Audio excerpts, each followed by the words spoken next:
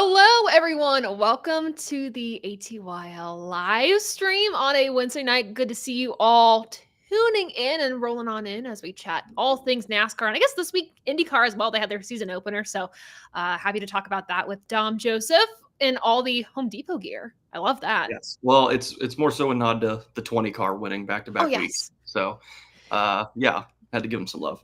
Absolutely. I mean, the fact that Christopher Bell won Atlanta. I talked to him after Atlanta. He goes, "That's not one we had circled, but happy to take it." But they were like, "We have Circuit of the Americas circled on our calendar. We want redemption," and they were able to get it. But the way that he won that race, though, it was some of the most respectful racing I'm thinking in recent memory that I've seen in a long time. Like, how cool was that to see just like the four-way battle at the end and like nobody junked one another? Like that was awesome. Yeah, this is something that I think NASCAR fans have been waiting a long time for. It's a genuine race for the win rather than let's race to the yellow and see Yeah. if we all survive because someone's going to run out of patience and just throw talent out the window and just wreck them. Oh yeah. This was awesome. This was, you got a two-time champion Kyle Busch and his two KBM pupils, Christopher Bell and William Byron, behind him. I think that's the other forgotten story in this that's just so cool. These are his old employees that he basically taught how to race in NASCAR's Premier Series, using his own advice against him. And that was just the epic part about it, seeing them just in every corner, just trying to outsmart each other, seeing, is he going to leave a gap here? Oh, no, he's not. Let me try the outside. Oh, he's going to cover that too. Oh, he's going to try that. So it was just epic. And obviously Kyle just ran out of grip. I mean, Yeah. you got to believe too, he's so hungry for that win. He was pushing that car very hard. But it's also Kyle Busch. So I don't know how much of that he was saving. And then it all just came at him at once. But it was an epic race. Christopher Bell got the win, deservingly so. If it wasn't Kyle, it was going to be Bell. They both had really, really good cars. And as for William Byron, that's just good momentum continuing forward. The defending winner at COTA had another great finish there, and Tyler Reddick regrouped as well from pole position to have a good finish as well. And something else with the Christopher Bell win too. On my list interview he did with some of my friends, and he was like, Kyle never really congratulates me in victory lane. Like even when I was, part of his team and trucks and we were winning, he wouldn't always come to me in victory lane. So, the past few years, even at Circuit of the Americas, they've had some spats due to on track stuff. But for Kyle to go congratulate him in victory lane after that hard fought battle, and even the disappointment from Kyle Busch's standpoint was super cool for Christopher. And just again, great battle, good rebounds from a lot of drivers my gosh, like Noah Gragson, for instance, fantastic race for him. Good rebound for Chase Elliott, for instance. Todd Gilliland had a great race too. I mean, for Chase Elliott, I mean, lap one, broke a toe link, had to repair it, and then just to come back through the field to finish top 10. Yeah, and that's credit to Alan Gustafson for, Yes. hey, we're going to pit you here late in the race while everyone else is sticking on track position. Very few laps left and brand new tires. It's like getting the star power in Mario Kart. So he was flying through the field with infinite grip. So that's pretty epic for him. I'm sure. I mean, I saw how ecstatic he was just to be in the top 5. Yeah. Obviously wanted to see what he had for the whole race without getting wrecked by Ross Chastain, but it is what it is. Circuit of the Americas turn 1 is very, very welcoming. Yeah, and I think the other part of this too, as we talk about, Ross Chastain and that move, which he declined to comment to the media, which I understand drivers have a chance to tell their side of the story. If they don't want to, totally fine. But along with that, the story of Trackhouse Racing, and for me, what could have been. SVG had a fantastic car, didn't do so well on the short runs, and when it came to the launches on the restarts, he didn't really do so hot. And then you had the potential with Ross Chastain, and then you go to Daniel Suarez and Connor Zilisch. Connor Zilisch making his Cup Series debut, highly anticipated. Unfortunately, got some damage from that lap 1 incident caused by his teammate for the weekend, and then worked his way from the back of the pack all the way up to 13th before he was taken out by his other teammate, Daniel Suarez. Daniel Suarez spun, got his tires caught on one of the rumble strips, or between the rumble strip and like the opposite side of the track or the side of the track. I don't know how to describe it. You know what I'm saying, though. But when Suarez spun out, Connor Zilisch tried to maneuver around to avoid. Unfortunately, that didn't really work out. So unfortunate there, but I mean, Connor's going to be in a cup Listen, car I, again. I did some I did Like, some research on Monday too, just to oh, he look did some and see. research.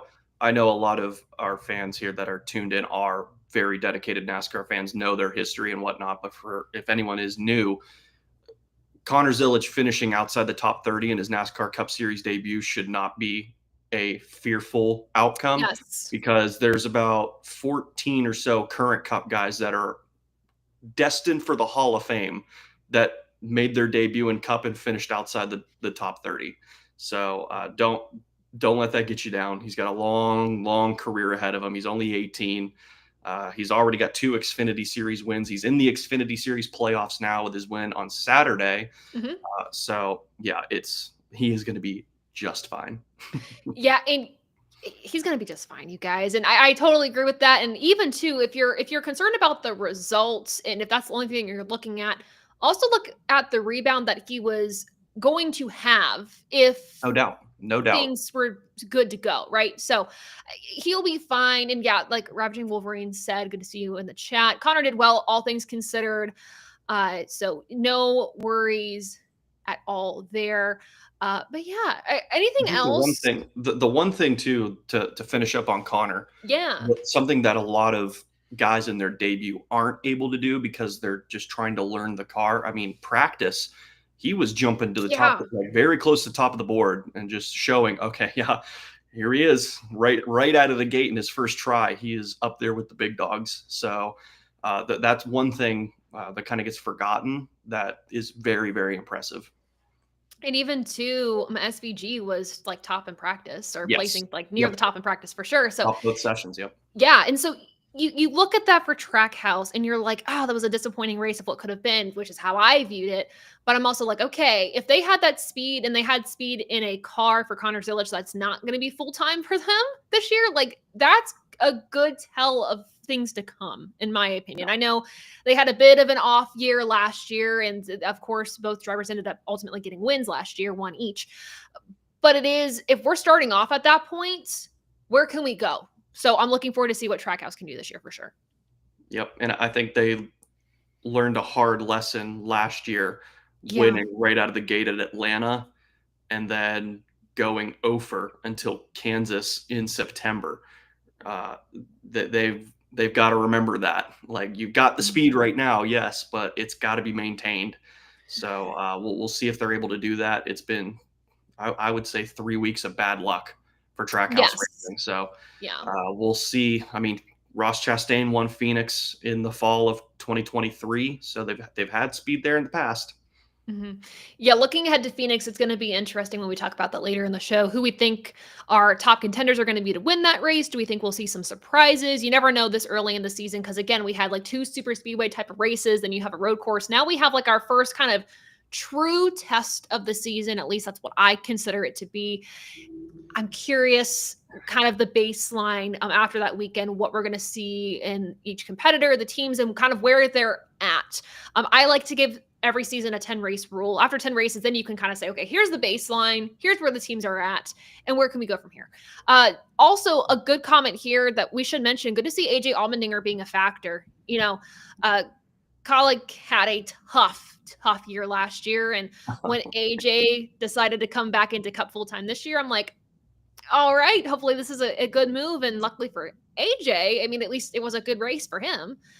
Yeah, he was up Fortunately, there all race. He was up there all he race for was. sure. I mean, it's unfortunate that he wasn't a race winning contender. Yes. But again, what we saw in those final laps, all it took was chaos, and Yes. he was in the catbird seat to win that race. Mhm. So, I mean, listen, you go back to Watkins Glen 2014, the Indianapolis Road Course 2021, and the Roval 2023.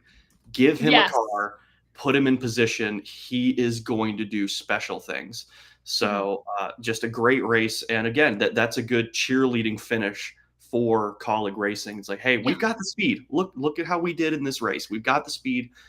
Let's just keep working on this car and make it better on these road courses. Obviously, we may not be up there with them at Phoenix or Vegas, but this is our forte. Just like DEI love the super speedways, Kaulig loves the road courses because they've got the talent to win there. Exactly. And with that said, one side of that is positive for Kaulig. I know AJ didn't finish ultimately where I think he should have. I think that was due to just the tires got away from him or fuel. I think it was more of a tire thing for him. But for Ty Dillon, dude, yeah. So let's get into this because there was a penalty announced today. So we will get into some of our NASCAR news section of things now. But as we all know, on lap 4, Austin Cindric right rear hooked Ty Dillon coming to the start finish line out of frustration due to an incident that happened between them a lap or two prior. And NASCAR did decide to penalize Austin Cindric for that. It wasn't a suspension for an intentional right rear hook, but it was a 50 points deduction and a $50,000 fine. The question is why not the suspension? When you hear intentional right rear hook, you often think suspension. Well, according to Mike Ford on the NASCAR podcast Holler Talk, he was like, we felt like a suspension would be too overzealous or be too much to fit the crime that was, the wreck at Circuit of the Americas. But they compared it to, the Carson Hocevar wrecking Harrison Burton under yellow last year. Kind of compared it more to that and like the Austin Dillon call at Richmond, as opposed to, let's say, like Chase Elliott intentionally wrecking Denny Hamlin at the 600 a few years back. Just again, because the speeds at road courses are different. They also cited just the damage and things that happened following that to Ty Dillon's car. They didn't feel suspension justified the crime. I guess my question to you, Dom, do you feel like that was the right call? I do. I do, because it is a circumstantial penalty.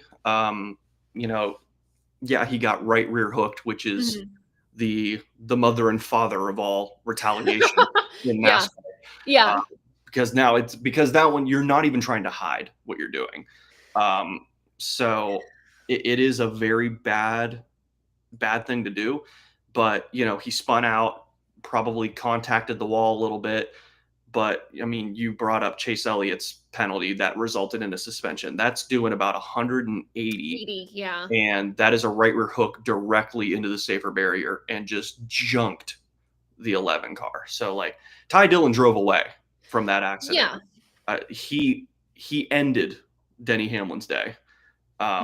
So I think that's where, suspension is justified when you are going to totally destroy someone's race car. And then if it's a right rear hook, I mean, listen, I get it. People are like, man, you got to stay to 50 points is a lot of points. I mean, it is a lot of points. So I think that gets the memo across too. And I disagree. I get it, but it's where is NASCAR wanting to draw the line? Do they want it to be, hey, just stop intentionally wrecking people, period, and you draw the line at when the intent is there and the action is given, that's the suspension? Or is it, I want to wait and see how damaged the competitor is and how it impacted them, and then, depending on how bad the intentional action is, we'll penalize you accordingly. And I think you get into kind of wishy-washy waters when you're judging it that way. I can understand for sure, but NASCAR at this point has set the precedent in saying, hey, if you right rear hook somebody, you're going to get penalized, but you won't get suspended all the time if it's not that bad. But you're still you're not stopping the action when it happens, is the message that I'm getting. And I don't totally love that. See, I can understand that because when you're right rear hooking someone, you're no longer racing. Exactly. So I get that. I just feel like if Ty Dillon's able to drive away and still finish that race, I don't see what suspension does to it. It's also, they were not up front racing for they the weren't win. competitive. This was not racing for the win. A race win was not on the line here. That just little things like that, I'm sure came into conversation. Right. And I mean, John, the motorsports enthusiast, check out the show Track Limits, y'all, on our platform, says intent is intent. John Jensen, good to see you in the chat, said Cindric's hook was uncalled for. He needed to be penalized. And honestly, I don't even mind him not being suspended for it. That's fair.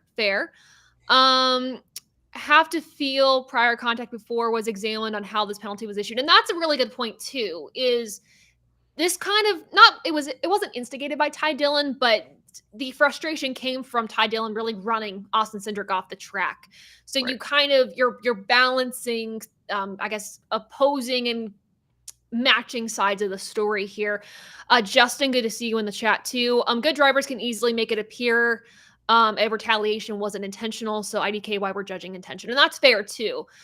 Intent is objective as well, and so because we talk about when NASCAR makes these calls and when we're like, this should be a penalty and this shouldn't, we're always talking about, okay, did the driver say something over their radios to signify absolute 1000% intent? And if it's not, then it's your innocent until proven guilty, pretty much, right? And, NASCAR can look at the data and see if that shows some intent. But again, they're kind of looking for that verbal confirmation here. So all good points for sure with the comments, the thought processes behind the penalty, if there should be a suspension, if there shouldn't be. Obviously, we have the ruling. It's a 50 driver point deduction and a $50,000 fine. They felt it was better to penalize the wallet and penalize the points as opposed to a suspension. So, and I guess part of me too, like last year with the whole waiver process, it was, you didn't really learn anything if you got suspended. Sure, like you weren't getting points, but you still remained playoff eligible.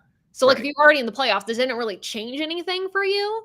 This year, though, because of the changes to a playoff waiver, if you are suspended from a race and then get a waiver to compete in the playoffs due to, actions that are detrimental to racing, your points are basically wiped. Your playoff points and points are wiped, and you get 2,000 points minimum or maximum heading into the playoffs. Mm-hmm. So there's more of a penalty and I guess that sort of thing going into if you do get suspended for an action. So all that to say, suspensions being more this year.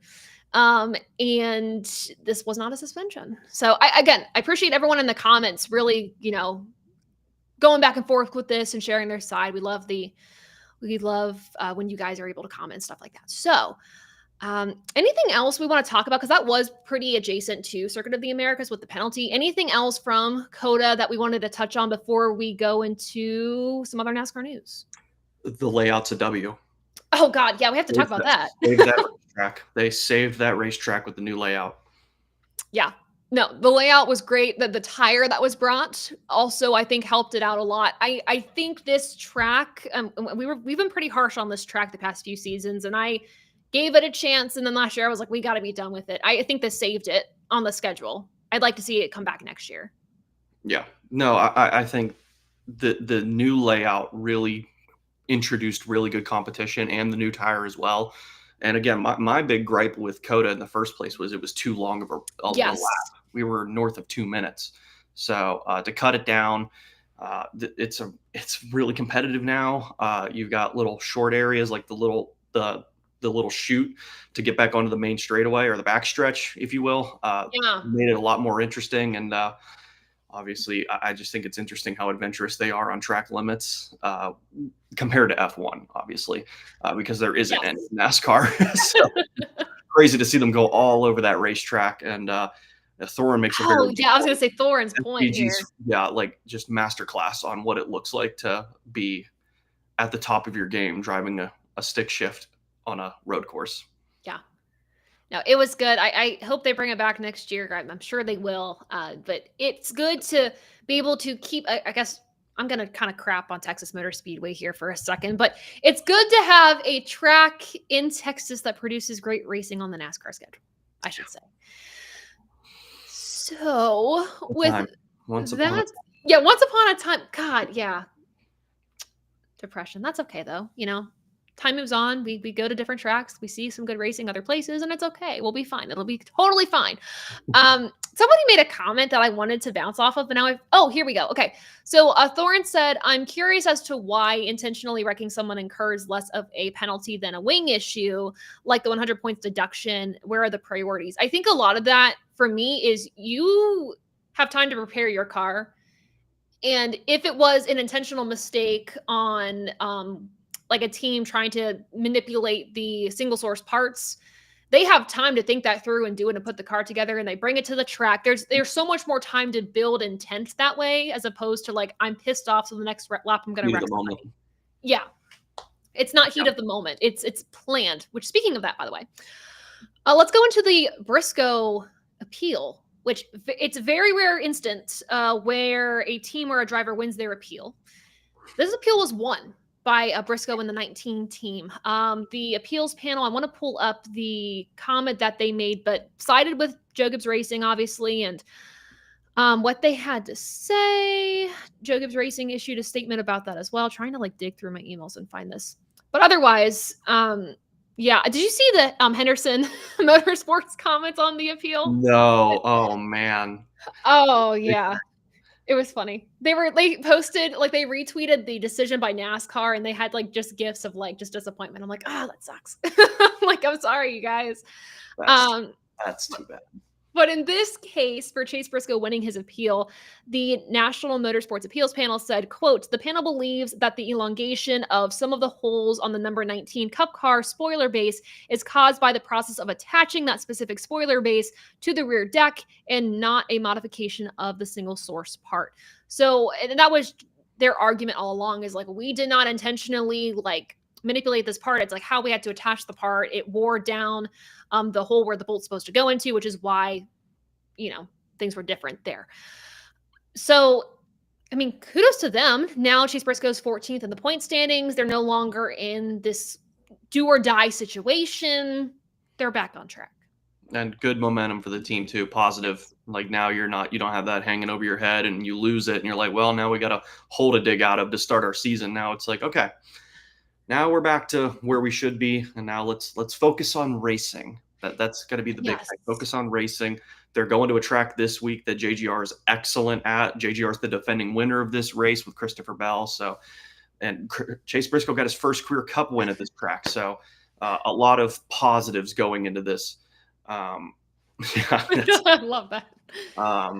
Yeah, so a lot of positives for that team going forward. And I wouldn't be surprised if right out of the gate they're really good in Phoenix. Right. And the crazy thing is, and then again, talk to Christopher Bell about this. Before his win at Atlanta, Joe Gibbs Racing was out of victory lane in the Cup Series since like the middle of last year. And so to start their season off strong is such a positive thing. To have that momentum, again, going into tracks that we know that they're good at is awesome. I know they made some internal changes as well with the team and the competition side of things, which is helpful for them going into this year. We kind of see right off the bat, again, if you think Atlanta was a win they looked into, Circuit of the Americas was a win that Christopher Bell fought for and earned. So happy to see that. Chase Briscoe on Twitter about the decision. I wanted to read this comment from him. He said, biggest points day of my career. We're back in all seriousness. Thank you to NASCAR for giving us the option to show our evidence. And a huge thank you to everyone at Joe Gibbs Racing who put in countless hours to put everything together. So, because this takes a lot of effort to prove your case, to put together a case. It is no small feat. Yeah. Yep. Good for them. And, I'm sure they're thrilled about it. And, there's a lot of other teams that see that too. And it's like, okay, well, hey, if we ever find ourselves in this situation, we're going to fight it. Exactly. As all teams should who are in those situations. And I know some people were frustrated with like, oh, like why aren't they like making anything public? Same thing with like the Henderson Motorsports whole thing. Like we wanted to know like the why and the how right up front, but that can also impede like the hearing in the case that they are presenting to the appeals panel. So we don't hear anything until afterwards for those reasons. But yeah, great appeal victory for them. Love to see it. There is one race this weekend that I skipped over that I want to talk about. For those who like IndyCar here, I wanted to kind of highlight St. Pete. Kind of talk about it a little bit. Of course, we do have our IndyCar show called 4 Laps run by Alex, aka Newgaden. So make sure to go check that out. He breaks down everything from St. Pete and will continue doing that for the rest of the IndyCar season for all their races. You got to watch that race, right? Mm-hmm. Yep. Okay, cool. First off, the overall thoughts on the production. I guess you know what? Let me back up. Production. Let's talk about that first. How do you think Fox did kind of putting their first race onto the season? It's like NASCAR and Fox in the 2000s. It was good. Yeah. It was really good. I love the graphics package that they had. Obviously, I know a lot of people love the ticker that goes at the top of the screen or the bottom of the screen. Would have liked to see that. But all things considered, the graphics were good. I liked the head-up graphic when they went on board with the car. You could see the throttle and brake. You could see what gear they were in, their speed right in the middle. So things like that were really cool to see, and it wasn't corny. Like, No. it was a genuine race broadcast, and I mean, obviously Townsend Bell and James Hinchcliffe have been calling races for a long time, so it was no secret how good they Mhm. were, and they help elevate the racing. Yeah, 100%. What you're watching, they help elevate it. So, broadcast speaking, it was very good. Um, really, no complaints on my end, and Mhm. that's a first for Fox in a couple of years. I was gonna say, and I know people give Jamie Little a lot of crap, and I know a lot of it He's is great kind of as a pit more. reporter. Yeah, I know a lot of people give her crap more so for her stuff in the booth with Arca and stuff like that, but again, this weekend was just a showing of she is so talented as her pit reporter. She does Yep. fantastic work bringing out the stories, being really on the spot with things. So great work from her on pit road at St. Pete. I thought the broadcast was great. The broadcast booth, again, it was very informative, and not to diss our broadcast booth for NASCAR, but it is just a more professional and energetic vibe that keeps you glued into the race. And that's what I wish NASCAR had with NASCAR on Fox, but we currently don't. Yeah. Um, Overall, though, energetic, fun, exciting. The racing itself was decent. It was pretty good. I mean, it's St. Pete. It's always going to be decent. But talking about just Scott Dixon, no radio, finished second. Like, what the hell? Like, that's Six-time crazy. champion right there. That is a Yeah. six-time champion for a reason. Yeah. But, I mean, that's just what Dixon does. He's been Yeah. doing this for very, very long time, 2 decades now. So Yeah. he's just world class, world class. And then Alex Palou picking up where he left off. Really, he won the championship last year, of course, multi-champion in the IndyCar Series, and wins the first race of the season. I mean, huge momentum from that team coming off of the championship last year, winning this one. He had a fantastic car. Unfortunate for New Garden, ran out of gas coming to the line. Probably could have finished second. Started to kind of fall into the clutches of his teammate Scott McLaughlin, but And really obviously, good. like, it helps that they're already very, very good drivers, but it really Yes. helps for the brand new fan coming in based off of the commercials they saw for Palou Yes. and Newgarden to be as good as they were. The Like, exact thought. obviously, it's just like that's just good coincidence. But I mean, they already were the 2 or 3 best drivers in IndyCar, but it was cool to see it came down to those 2 fighting it out for the win. But yeah, Yeah. Palou's on another level. Yeah, no, and I literally said the same thing after the race. I was like, how perfect is it that the drivers that they were really just broadcasting, promoting, etc., were racing super well during this whole event, and 2 of them at least finished in the top 3. Like, that's awesome. Yeah. So you'll love to see it again. Fox's, I guess, promotions of IndyCar going into the season have been phenomenal. I think they've done an excellent job. We've talked about it on the show before. So overall, again, light overview of St. Pete, but fantastic race overall and really good broadcast and production there. And hopefully they keep that up. I know it's not Fox that is like producing all of this. So I understand that, which is Mhm. probably helping the production value Yeah. here. But nevertheless, great stuff. This is a great shout out. I'm going back to COTA before we go into our last piece of news and then kind of preview Phoenix here. Let me see. Shout out to Caitlin Benzik. She had her Cup Series pit Yeah, reporting debut this weekend, and she she did a did. phenomenal job. She Yeah, did she did good. really good. Mhm. Yeah. Yeah, I mean, I was kinda like the same with her as it was Jack Harvey. I was like, "Give it time. This is their first Yes. time." It's like, I know a lot of people were like, "Jack Harvey's kinda cringe right now." I was like, "Well, this is his first time. Let him figure it out. Let him get his feet wet." It's like, it's not fair to judge him right out of the gate. So, I mean, honestly, give him a full season, and then we can start Yes. saying, well, has he learned anything or whatnot? But no, Caitlin, she's been doing this for a long time. Pretty Yes. pretty certain she was calling the pits for the truck series for a little bit too. So she's experienced. She's been in the sport for a very long time, and yeah, wasn't surprised that she did well. Yeah, she did really well. And something like I think about too, it's like if I'm not like able to pinpoint like mistakes or things, if you don't stick out like a sore thumb during a broadcast, that Right. means you're doing a fantastic job. The Exactly. the broadcasters and everyone involved, the pit reporters, are supposed to just blend into the action. That's how it's supposed to be. Your focus is supposed to be on cars on track, not what the hell joke are they talking about or what word is Kevin Harvick trying to put into the broadcast. It is just calling the action and enhancing it. And Yep. I mean, Caitlin did a great job with that. So shout out to her. Yeah, it was her debut at pit reporting for the Cup Series, which was awesome. So cool. Now, last piece of news, I'm going to gloss over completely.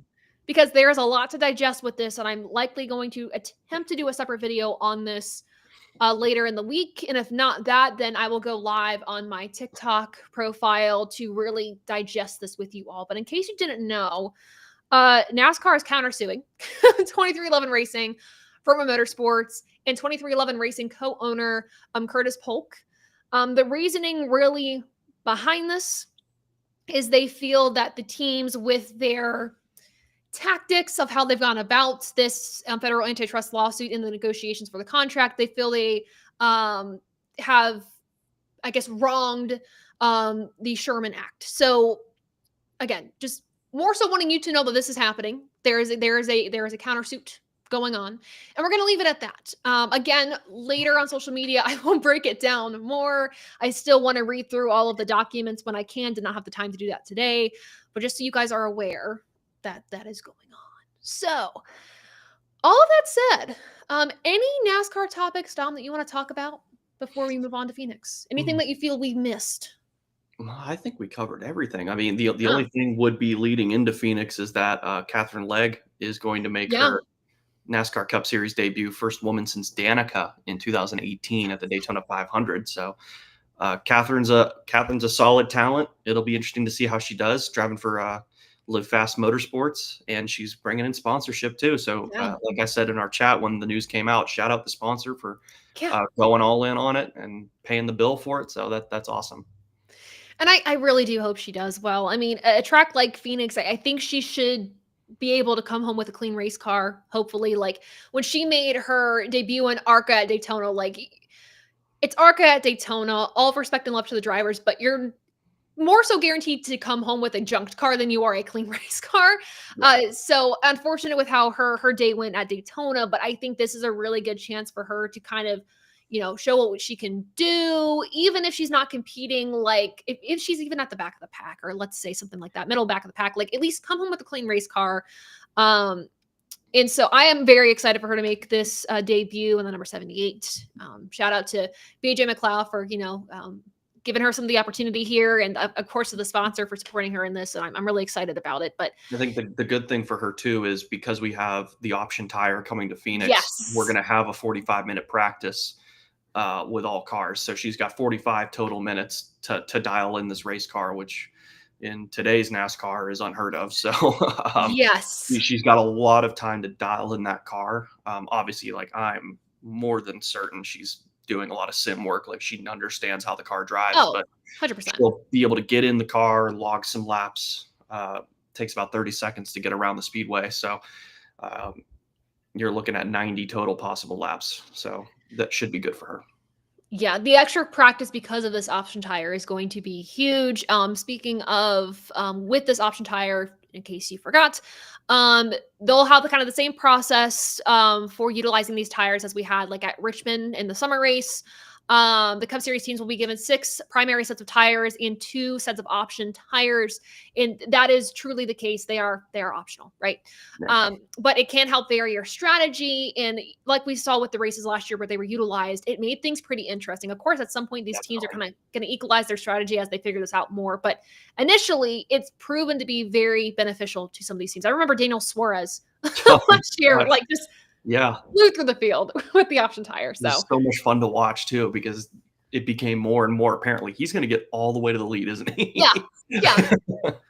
So it's crazy, but again, like more to look forward to this weekend. I know everyone's been kind of dogging on the product at Phoenix, being like, "Oh, this race sucks," or "This track is boring," or whatever. Like, but this helps. And I know I'm probably over exaggerating here, just more so to the negative, very, very negative fan comments on social media about Phoenix. But again, the option tire is going to provide variety, which I think is fantastic heading into the weekend. I know we talked about how this track seems to really favor the Joe Gibbs Racing drivers, especially Christopher Bell, trying to not only go back to back to back with wins this season, but trying to go back to back with his win at Phoenix last year in the spring. Do you feel they're overall, besides Christopher Bell, do you feel the rest of the team is at a good point to be competitive this weekend?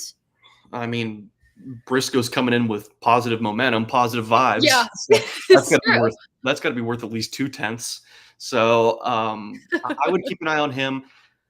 Ty Gibbs probably does not like Phoenix at all anymore because of last year, Yeah. just how many times he would just go straight into the wall just so violently. So, yeah, hopefully his luck turns around this weekend. I'm sure JGR will bring him a really good piece as well. Christopher Bell, as we've already mentioned, I mean, we don't have to say anything about him. He's Oh, very no. good. Denny Hamlin. Denny started on pole for this race last year, This is so true. he's very good there. He's got wins there. This has been an awful start to his season. He would love to have a good turnaround at Phoenix, because I mean we're talking about how good Bell has been. Denny is at the exact opposite end of that. So unfortunate start for him. Maybe it was FedEx. Maybe that was the reason why he was so good. Um, rest in peace, joining the Home Depot. God. Um, Just but depression. yeah, it's a shame. But no, who knows? I think they're in a good spot, and I mean they've won back to back. They would love to go 3 in a row. So Yeah. they're the team with all the momentum right now. But also, I do think, did we expect Kyle Busch to be as good as he was at COTA? I was gonna say. Maybe they bring a solid piece to Phoenix. They were not good at Phoenix last year, No. so we'll see. Time will tell. But it was a good COTA weekend, and all it takes is a total positive weekend to keep that momentum rolling into the next week. And something I forgot about, because I was curious about Ty Gibbs' stats at Phoenix in the Cup Series, because I know last year was just not good for him. Finished third in spring of last year, which I totally forgot about. Yeah. So, you know, there's again positive momentum, I think, across the board for Joe Gibbs Racing at Phoenix going into the weekend. So I'm excited to see, what they can do. But I want to say bias aside, but a little bit biased. Like, I love a good story. I want Christopher Bell to be able to do the back-to-back wins and then the back-to-back-to-back wins. I think that would just be so cool. And Christopher Bell, this is not a new conversation, but he's a driver that everyone has underestimated or just hasn't really brought into the picture. And he's been a consistent championship contender time and time again. Now, I don't want to, I guess, overinflate the success he's had early this season, because this will be race, 4 of the year? Yes. So I don't want to go ahead and like just kind of do that this early in the year, knowing things can change drastically. But I think we got to give Christopher Bell the credit he's due at this point, Well, I'll say this: 2018, we had the Daytona 500, and Austin Dillon won it, and then Kevin Harvick three-peated the next 3 races. Yeah. We've been here before. What a time. Yeah. Harvick had a great 2018. So did Kyle Busch, and neither of them won the championship. Yeah. The points don't matter, Taylor. They But really the one thing I will say though, we talked about how, Daytona is its own monster. Atlanta is just a crapshoot race, and COTA is a road course race where only very specific talents can really rise up to the top. Right. This is our first notebook race. And by that, I mean Yes. that this is the first race where we are going to take what we've learned from this race into the playoffs, specifically this one, the championship. So there is going to be a lot learned in this race weekend. You're going to see these guys take it very, very, very seriously, as if they didn't already. So they want to build that notebook for November when they come back trying to go for the championship, if they're fortunate enough to make it. Yes. So I think, but again, it never hurts, especially when you look at a team like Joe Gibbs, who we've been talking about this whole time, Hendrick, Penske. When you've got multiple dogs in the fight, the more notes, the better, because that's just so much more data that you're bringing back to the shop compared to other teams that only have 1 or 2 cars. So Exactly. I think that this is going to be a really interesting race in terms of what are they going to learn that's going to help them win a championship in November. And that's the thing. It's use this time, take it seriously, but use it to build that notebook, because that's exactly like you said. That's what this race is. It is the first race of the season where you can truly build that notebook. I mean, we've talked about Daytona, for instance, where the teams are kind of frustrated, where it's more luck now than it ever has been. The racing is different with the fuel save and things like that. So you can plan as much as you can for that, but ultimately the cards are kind of laid out and you just kind of get what you get. For this race, there is so much more in your control. And this is one of those tracks where you're like, okay, I know what we've got. We've taken our notes and we can go out and win this thing. So excited to have one of those races for I don't want to say the first time this season because I think these teams had a good notebook and plan going into Circuit of the Americas. But this is truly your classic, just NASCAR race weekend, really. Yeah. So before I get to some of your comments, want to mention first Happy Hour Racing. I know this is the fun part of the show. Ad reads. Ad reads. So Happy Hour Racing is the official apparel partner of ATYL Media. They are partnering with us across the board with all of our content creators, everything in between. They are phenomenal. They are a family-owned business bringing you all officially licensed motorsports merchandise. Notice I didn't just say NASCAR. This means IndyCar, Formula One, NASCAR, you name it, they've got it. So make sure to check out happyhourracing.com/ATYL. There's a QR code on your screen for you to scan it. Their prices are phenomenal as well. Typically, there's a lot of companies that sell officially licensed merchandise that will completely upcharge it, and it feels unattainable. And you're like, I can't get the shirt of my favorite driver because it's so much. Not with Happy Hour Racing. So make sure to grab that QR code, scan it, check out their website. We've been getting some merchandise in the mail that we're super excited about. They asked us hey, what's your guys' favorite driver? I want to make sure you guys have merchandise that you guys love. So I'm excited to get mine. I know John and Sal already have theirs from the ATYL Media crew. And they've been kind of sharing that and showing that off on their social media platforms. So I'm very excited about that, and a lot more to come with this partnership. So we're proud to partner with Happy Hour Racing and hope you guys really do check them out, support it. By the way, speaking of, totally forgot this. We're doing a giveaway with them on the ATYL Media and the Happy Hour Racing Facebook and Instagram page. You could win a Ross Chastain 124 scale signed diecast. Ooh. Yeah. You Big could. time pickup. Big time pickup. The Busch Light Peach diecast. It's signed. Wow. And it's up for grabs. That's a good addition. Yeah. One good of you will addition win to the it. collection. Yes. So make sure to check out our social media pages. If you go to ATYL Media's Instagram page or Happy Hour Racing's Instagram page, we will have that post up now. The giveaway ends Friday at noon Eastern time. We will announce the winner at some point over the weekend, but the giveaway ends at that point. We're going to kind of collect everyone who has thrown their name into the hat, and then we're going to pick a winner. But again, one person will win that die cast, so make sure you check out our social media pages to apply for that giveaway. Really simple things that you got to do. It's literally just follow and leave a comment. Very simple. The most simple giveaway for a die cast you will ever see in your freaking lives. So do it. Give them a follow. Support them. Get your merchandise from Happy Hour Racing exclusively. Use when you go to the website /ATYL so they know that we sent you. Cool. See, okay, cool. See, I love seeing the comments. Happy Hour. We love that. All right. Let's see. I'm looking at your guys' comments because I want to read some of the things that you guys are saying too. Oh yes, this is one thing that we forgot to talk about. Let's talk about this for a second. Kyle Larson and the comment went away. Sorry, guys. All right, there we go. Kyle Larson and William Byron are sharing a truck ride with Spire Motorsports for 3 races. Yes. Really exciting stuff. Yeah, and I mean it's good to see again, kind of uncharacteristic of Hendrick Motorsports for their guys to go run the lower divisions. To never be like that. Really, up until Dale Earnhardt Jr. joined the team and was consistently running with his own team. But it's cool to see these guys running with the Spire trucks. Both of these guys have won in Spire trucks.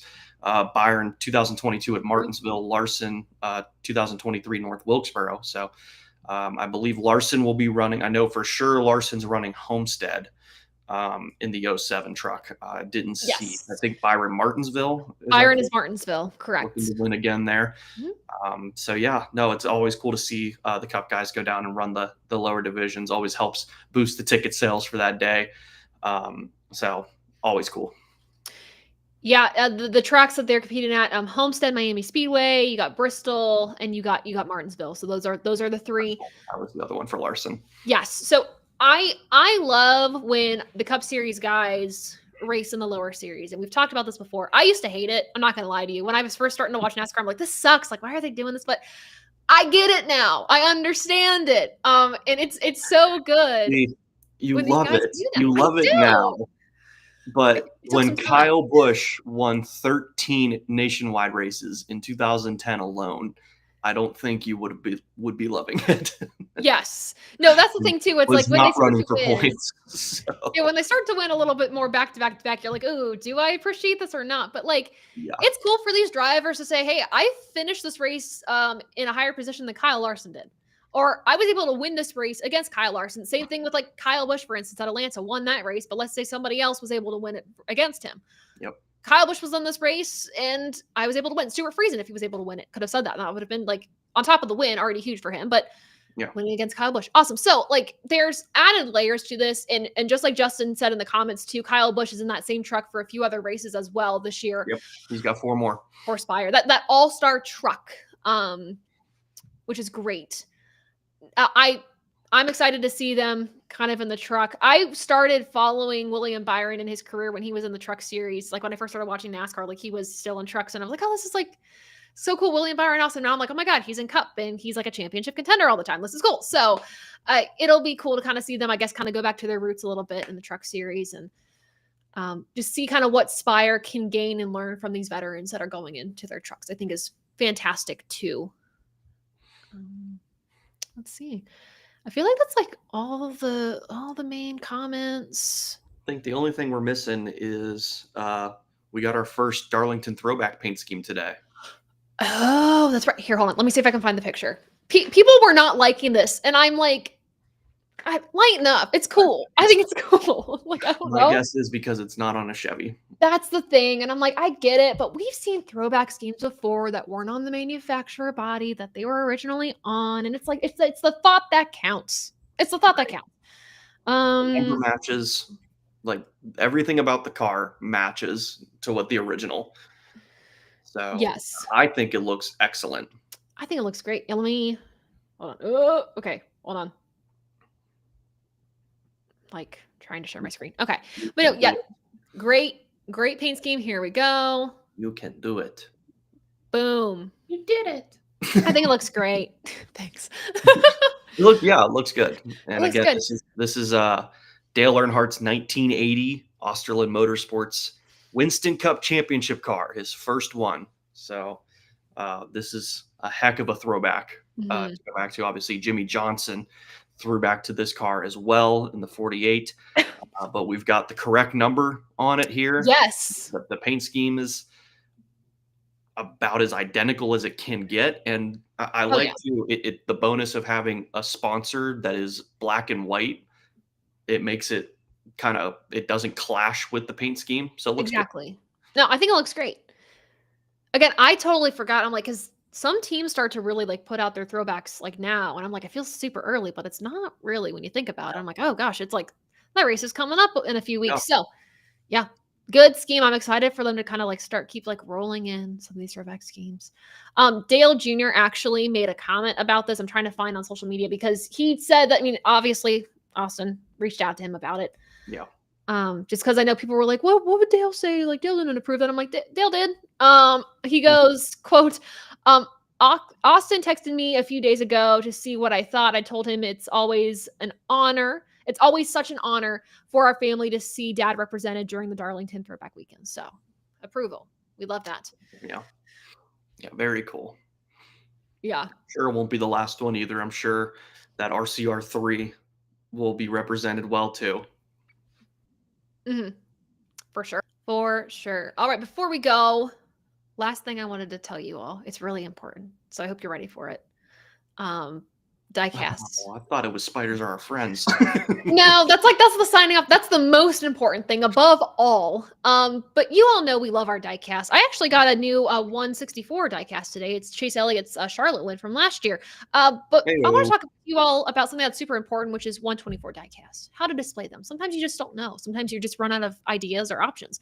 And luckily, I have an option for you guys if you guys really want to display your 124 diecast in a really cool space-saving way, and that is with Benzik Designs display stands. They are 3D printed, fantastic quality, really sturdy, really stable, and literally all the 4-tier diecast display stands I have behind me that you guys are kind of seeing but kind of not, those are from Benzik Designs. If you use the promo code ATYL 2025, you get 20% off your entire purchase.